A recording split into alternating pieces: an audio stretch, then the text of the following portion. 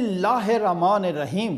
السلام علیکم ناظرین، میں ہوں جی ایم جمالی اور آپ دیکھ رہے ہیں ڈیجیٹل کے سب سے بڑے چینل نیوز پاکستان کا پروگرام اے ٹو زی۔ ناظرین، آج ہم بات کریں گے ملک میں بڑھتی ہوئی دہشت گردی کے اسباب پر۔ حالیہ دہشت گردی کی ٹائمنگ کے اعتبار سے بہت زیادہ اہم ہے۔ جیسا کہ آپ جانتے ہیں کہ 2023 الیکشن کا سال ہے۔ امید کی جا رہی ہے کہ اس سال اکتوبر میں الیکشن ہوں گے، جبکہ پنجاب اور کے پی کے میں ضمنی الیکشن بھی ہونے کے امکانات ہیں۔ اس کے علاوہ پی ٹی آئی کے ارکان اسمبلی کے استعفوں کی منظوری کے بعد قومی اسمبلی کی خالی ہونے والی نشستوں پر بھی ضمنی الیکشن کروائے جانے کی باتیں ہو رہی ہیں۔ اس صورتحال میں ٹی ٹی پی کا متحرک ہونا اور یکے بعد دیگر دہشت گردی کی ذمہ داری قبول کرنا بہت زیادہ معنی خیز ہے۔ جی ناظرین، آپ کو یاد ہوگا کہ گزشتہ الیکشن یعنی 2018 کے انتخابات میں مسلسل دہشت گردی کی گئی، بم دھماکے ہوئے اور ٹارگٹ کلنگ ہوئی، جس کے نتیجے میں درجنوں سیاسی کارکنوں اور رہنماؤں سمیت سینکڑوں معصوم شہری لقمہ اجل بنے۔ اس کا نتیجہ یہ نکلا کہ پاکستان پیپلز پارٹی، عوامی نیشنل پارٹی، جمعیت علماء اسلام اور ایم کیو ایم سمیت دیگر کئی سیاسی جماعتیں اپنی انتخابی مہم تک نہیں چلا سکیں، جبکہ جزوی طور پر مسلم لیگ نون کو بھی اپنی انتخابی مہم چلانے میں کافی دشواری کا سامنا رہا۔ 2018 کے الیکشن میں صرف پی ٹی آئی وہ واحد جماعت تھی جس کو کھل کر ملک بھر میں الیکشن مہم چلانے کا موقع ملا، بلکہ اس جماعت کے لیے الیکشن مہم کے دوران ریاستی سطح پر ہر قسم کی سہولت کاری بھی کی گئی۔ علاوہ ازیں جماعت اسلامی اور تحریک لبیک پاکستان نے خاطر خواہ آزادی سے اپنی انتخابی مہم چلائی۔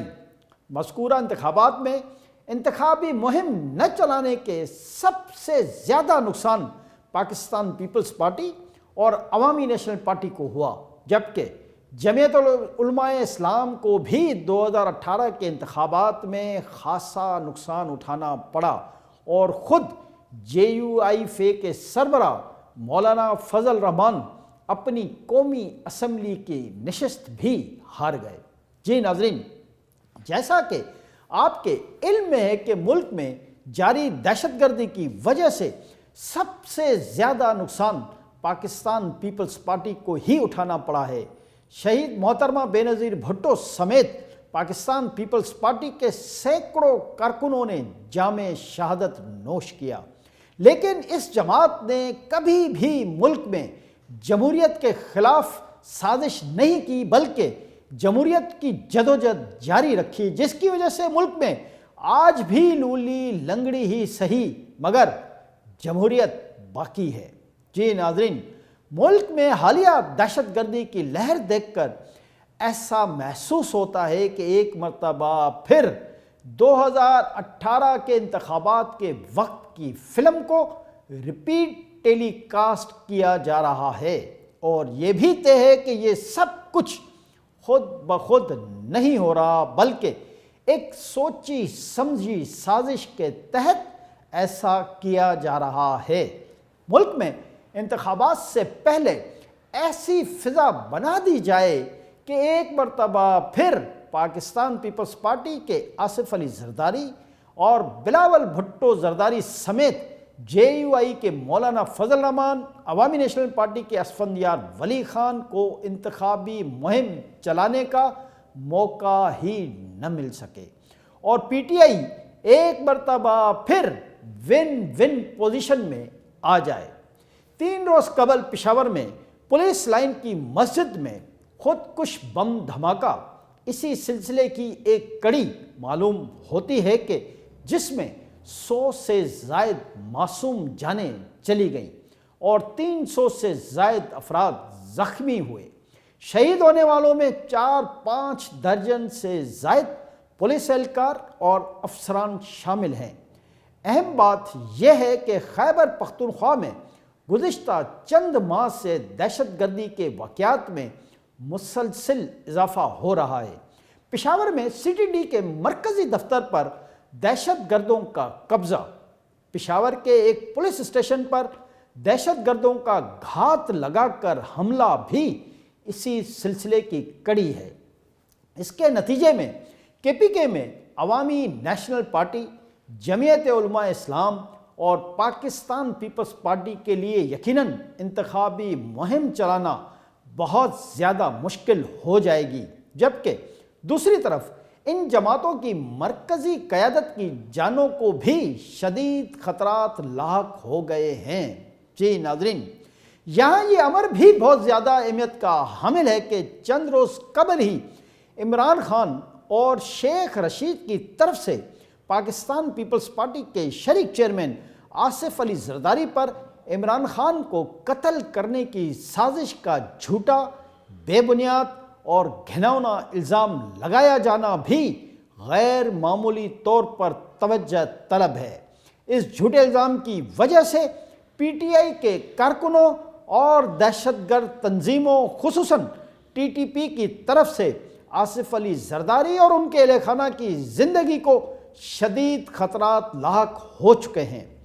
دلچسپ بات یہ ہے کہ چند روز قبل ہی شیخ رشید نے آرمی چیف کو مخاطب ہوتے ہوئے اپنے میڈیا بیان میں کہا تھا کہ وہ یعنی آرمی چیف فوری طور پر ان کے پاس یعنی شیخ رشید کے پاس کوئی آرمی آفیسر بھیجیں تو وہ یعنی شیخ رشید آصف علی زرداری کی طرف سے عمران خان کو قتل کیے جانے کی سازش کی تفصیلات بتائیں گے، لیکن آرمی چیف نے تو شیخ رشید کے بیان کو کوئی اہمیت نہیں دی۔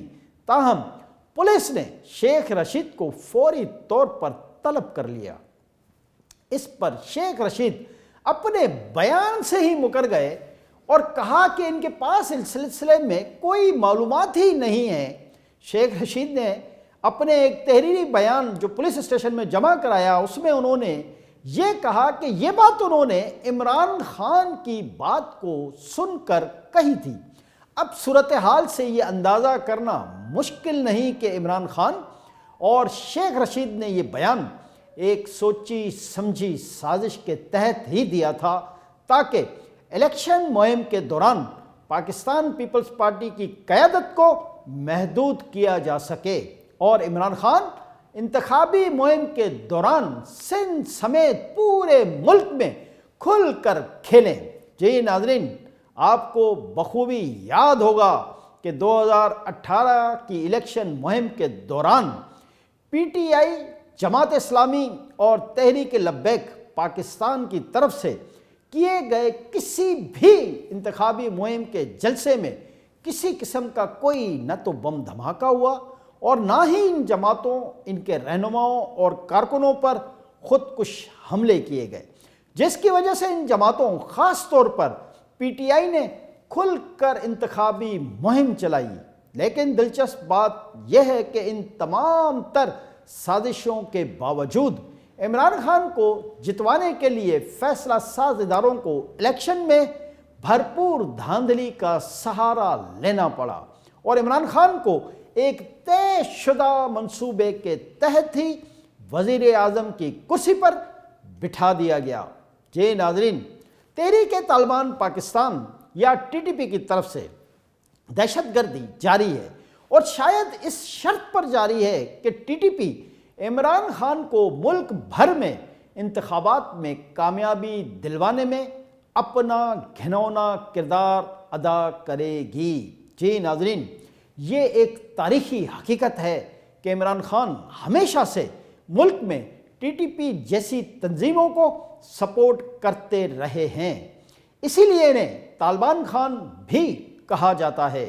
ٹی ٹی پی سے تعلقات اور ان کے لیے نرم گوشہ رکھنے کا اعتراف عمران خان نے گزشتہ دنوں ایک انٹرویو میں بھی کیا ہے۔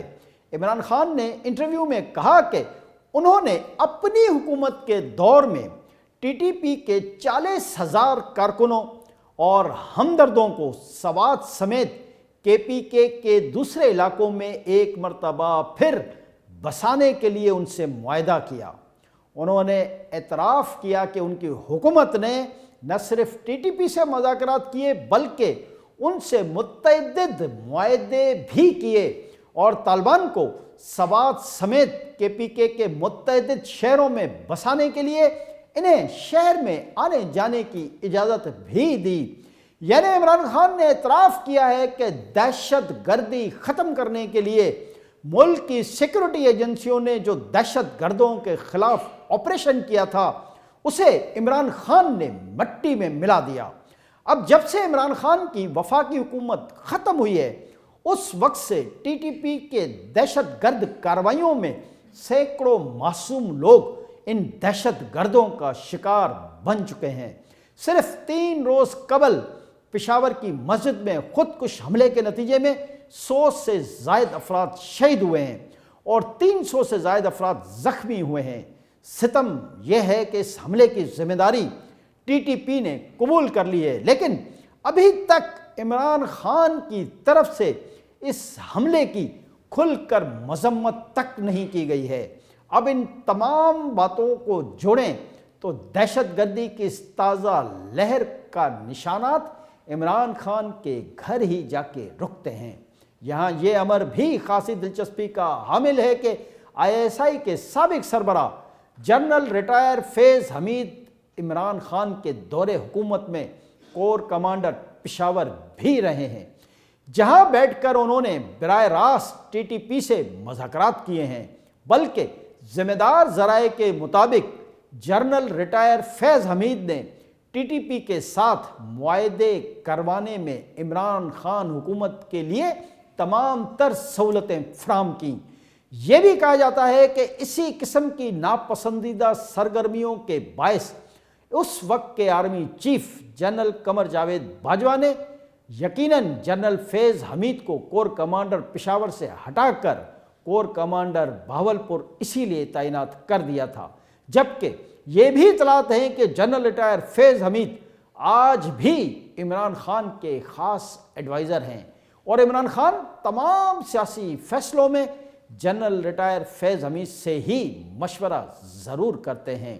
جی ناظرین، دوسری جانب آج وزیر اعظم شہباز شریف نے ملک میں حالیہ دہشت گردی کا ذمہ دار عمران خان کو قرار دیتے ہوئے سوال کیا ہے کہ کون دہشت گردوں کو ملک میں واپس لایا اور کس نے خیبر پختونخوا کو دوبارہ سے دہشت گردوں کے حوالے کیا۔ آج وفاقی کابینہ کے اجلاس میں گفتگو کرتے ہوئے وزیر اعظم شہباز شریف نے سوال کیا کہ صوبے سے انسداد دہشت گردی کے لیے کے پی کے حکومت کو گزشتہ 10 برسوں میں قومی خزانے سے 417 ارب روپے ادا کیے جا چکے ہیں۔ یہ روپے کہاں استعمال ہوئے؟ صوبے سے دہشت گردی ختم ہونے کے بجائے مزید بڑھ گئی ہے۔ وزیر اعظم شہباز شریف نے کہا کہ بے نظیر بھٹو دہشت گردی کے نتیجے میں شہید ہوئیں۔ خیبر پختونخوا میں بلور خاندان سمیت دیگر نے قربانیاں دیں۔ انہوں نے سوال کیا کہ کس نے کہا تھا کہ یہ جہادی پاکستان کے دوست ہیں؟ کس نے کہا تھا کہ انہوں نے ہتھیار ڈال دیے ہیں؟ یہ وہ چپتے سوالات ہیں جو قوم پوچھ رہی ہے۔ انہوں نے عمران خان کا نام لیے بغیر کہا کہ وہ اس کا جواب دیں۔ ناظرین، پشاور میں مسجد پر ہونے والے خودکش حملے کے حوالے سے آج سپریم کورٹ کے سینئر موسٹ جج جسٹس قاضی فائز عیسیٰ نے بھی ایک مقدمے کی سماعت کے دوران ریاست پاکستان سے سوال کیا ہے کہ دہشت گردوں سے کب تک ڈریں گے؟ ان سے مذاکرات کیوں کیے جا رہے ہیں؟ ان کا کہنا تھا کہ کہا جاتا ہے کہ دہشت گردوں کو یہ دو وہ دو، کبھی کہا جاتا ہے کہ دہشت گردوں سے مذاکرات کرو، اس دوران ریاست کہاں ہے؟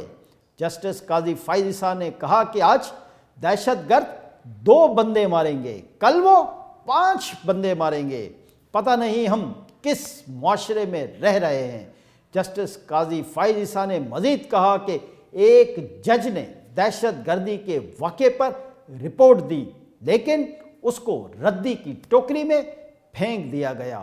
جسٹس قاضی فائز عیسیٰ کا یہ بھی کہنا تھا کہ لمبی داڑھی رکھنے سے بندہ مسلمان یا اچھا انسان نہیں بن جاتا۔ ہمارے ایک جج کو مار دیا گیا مگر کسی کو اس کی پرواہ ہی نہیں۔ جی ناظرین، جسٹس قاضی فائز عیسیٰ سپریم کورٹ کے وہی جج ہیں کہ جن کے خلاف عمران خان کی حکومت نے صدارتی ریفرنس دائر کیا تھا، جو بعد میں جھوٹا اور بے بنیاد ثابت ہوا۔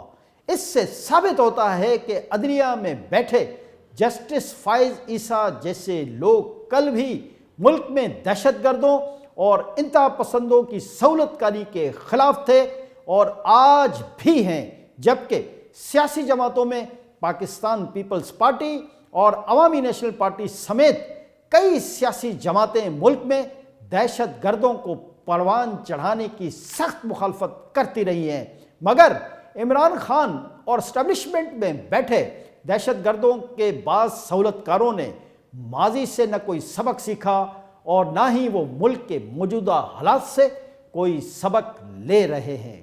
آج کے لیے اتنا ہی۔ اگلے پروگرام تک کے لیے اپنے میزبان جی ایم جمالی کو اجازت دیجیے۔ اللہ حافظ۔